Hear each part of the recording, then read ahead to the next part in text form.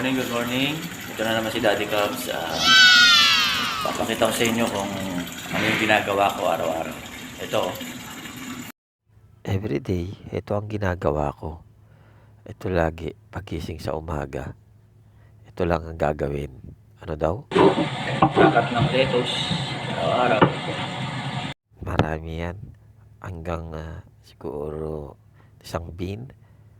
Ganun kadami. Pero syempre, madali na to. Kasi puro lettuce lang naman ang i-slice mo.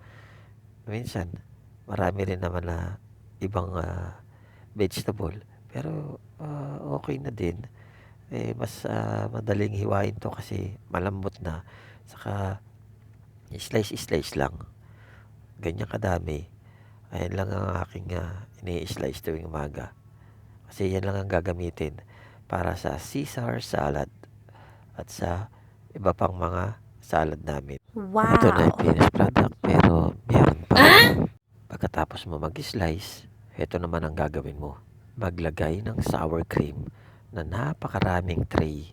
Ito yung nakakabagot na ginagawa ko. Nakakainis pa dyan. Madikit. Hindi ayaw bumagsak. Tingnan mo. Oh. Scoop ka ng scoop. Oh. Tapos bigla pang may dumating. Nahiya tuloy ako. Dahil sa gilid tuloy. Tinakpan ko lang yung cellphone para hindi makita. Oh, ayaw naman bumagsak na naman. Oh, dikit, di ba? Like, share, follow, and subscribe.